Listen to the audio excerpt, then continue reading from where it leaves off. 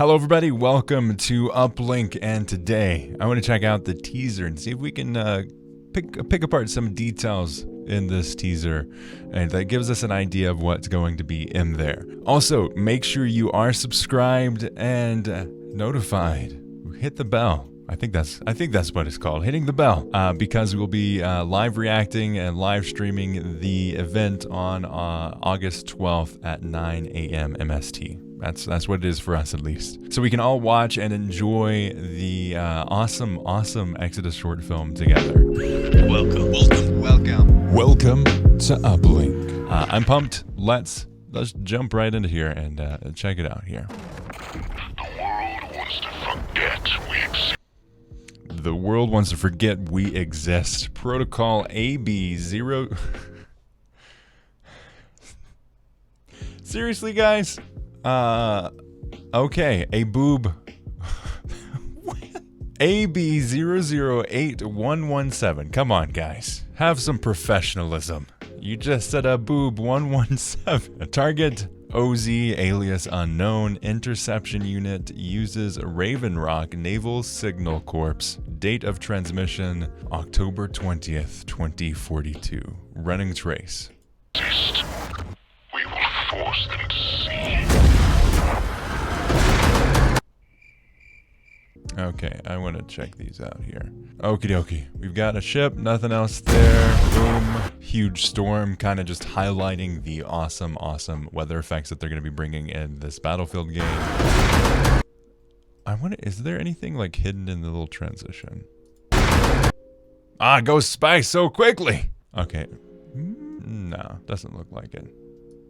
At least to my eyes. I do have this. Oh, I am so pumped for this. Let's go back here. Okay, we've got the drop ships coming down. Tracking probably this dude right here. So I think that's a new specialist. I think they have confirmed that is a new specialist, or they're teasing that it is a new specialist. Really awesome. I hope that we do get some night versions of the maps in Battlefield, because I think that'd just be so awesome to see some awesome maps in the night, because that just adds a little different flair to things, you know?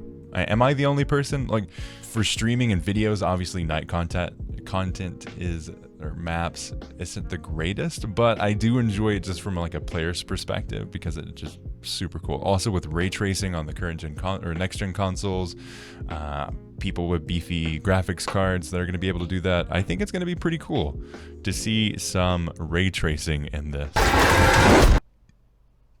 August 12th, it's coming up. Also,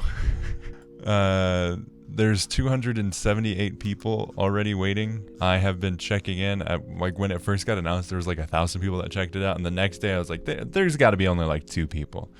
Nope, there are 200 here, and then the next day I checked it out, and it was 500 people. Goodness gracious. Let's just let's go to some Twitters here and do, yeah, meet Rao. So I think that's the person they're chasing, but I'm not 100% sure. Discover the locations of Battlefield 2042 through the eyes of the Nopats. I thought I was an objective journalist seeking to find out if Nopats were the villains the world made them out to be. Little did I know that the answer would take me around the globe to places now engulfed by war. I set out to report their story, but it has become my own. This is our journey. This is super cool. Like, look at this. Oh my gosh. Okay. Part 1, Escape from Doha. I didn't even see this when I checked it. Look at that. It all began a year ago, surfing a darknet browser in my hometown of Doha, back when it was still inhabited by people. As a journalist, I'd become keenly interested in the issue of armed Nopats, trying to find a contact within the ranks of these stateless soldiers. Finally, at 3:28 a.m., an anonymous source DM'd me. They still have DMs in the future. It's pretty cool. Claiming to be the most wanted man alive, the commander of the largest contingent of Nopat forces known to the world simply as Oz. I'd gotten such messages before, but it was never the real Oz. Some came from government agents waging anti-Nopat campaigns, and one guy had even accused me of being Oz, hiding in plain sight. But this was different, if for no other reason than the chat ended with me needing to flee the country as the Qatar police broke down my door for aiding a terrorist. It would be the only time in my life I welcomed an approaching sandstorm. Oh, that's pretty sweet. Boom. Oh my goodness. Look at that. That map is going to be so pretty on next-gen consoles and PC. Goodness gracious. By the 40s, sand had become to Doha what water was to Venice. After years of fighting the encroaching desert, only those who couldn't afford to leave remained under the massive LED skyline. Still relentlessly promoting luxury handbags, Qatar had thrived in the 30s. Thanks to skyrocketing oil prices, the country invested heavily in combating desertification. Hoping to copy Egypt's success for a time, it seemed we might tame nature. Then the oil ran out. Famines, failed responses to them, and government protests all accompanied these sand monsoons. Soon there were military police everywhere, ready to arrest anyone that risked Qatar becoming the next non-patrioted flashpoint. My browser had the wrong search history. I never thought I'd welcome an approaching sandstorm. Oh, here's another one. Goodness gracious alive. I am so pumped, man. Battlefield 2042, let's go. The sandstorm's cover is keeping me alive, hiding from the armored vehicles hunting me down. I began to notice anomalies in the LED adverts. Buried within the images is the unmistakable NOPAT emblem, a flag with a slash through it. The breadcrumbs led me to the catacombs under the abandoned football stadium. A 50-ish military man in Bermuda shorts, whose relaxed demeanor is extremely off-putting, points casually with his flashlight to a tunnel entrance. Guarded by a mechanical sentry system, he puts out his hand. Peter Guskowski, he grunts, then in perfect Arabic. This was a one-time thing.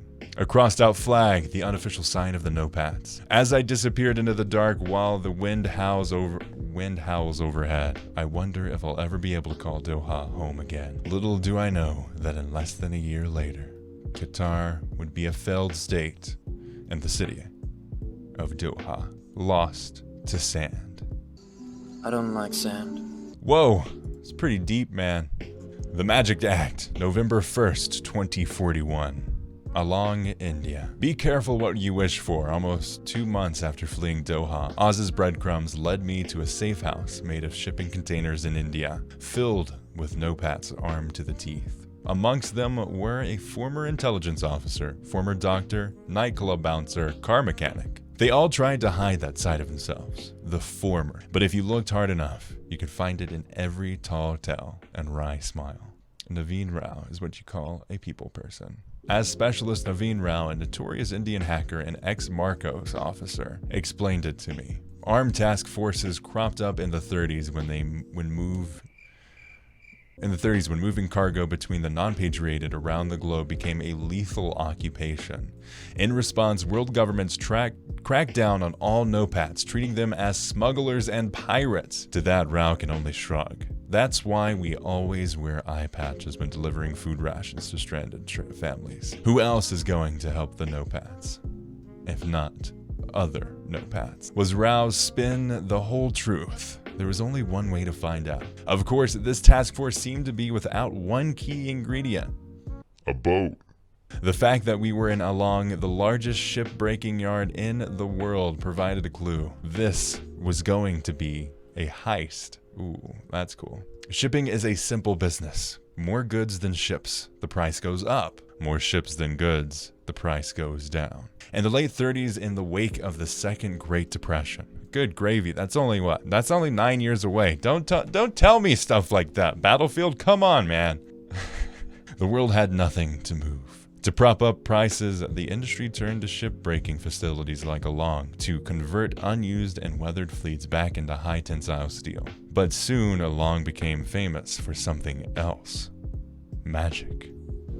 How else would you explain whole freighters vanishing into thin air, only to be discovered months later amongst the ever-growing NOPAT fleet? It was the city's worst-kept secret. Corrupt businessmen were selling ships intended for scrap to NOPATs on the black market, but the Indian military would soon put a stop to it. In the gale force winds that night, the gunfire sounds like it's coming from every direction. As the Indian army pursues us, Rao brushes off a glancing wound and takes the helm, piloting us around the black iron corpses of ships that block our escape route. It's a feat that would have been spectacular on a clear day, but with 25-foot swells and the boat rocking like a sailor on shore leave, it is sheer skill that shakes our pursuers in graveyards of tankers. By 1:32 GMT, the magic act is complete and we vanish across the 21st parallel. Our beat-up old container ship, unofficially dubbed the Copperfield, begins her journey as a NOPAD. I think there's one more here. Continue the journey tomorrow. Oh, this is sweet. It's like daily count up. Okay. That's awesome. Yeah, this is cool. I like this. This is really awesome. Big fan. Pretty sweet there. And the Exodus short film, 7 days, 17 hours, 53 minutes. Okie dokie. Stay tuned. August 12th, not October. Calm down, Sage. Calm down. It's not October yet. August 12th, come join us as we stream the reveal of this short film. I'm so pumped. So pumped. Good. It's going to be cool to see. Since we're not getting a campaign, I think it's going to be really cool to see what direction they take the storytelling. And I think they could be a lot more quick, and they can tell some different stories with this direction. It's cool. Good job, Ben. Good job, Ben. I know he's the... what is his title officially? Narrative producer. Yeah, narrative producer. Pretty cool. Pretty cool. Good job, Ben. Good job. As always, thank you so much for watching, and I'll catch you in the next video. Stay tuned. Gonna be good.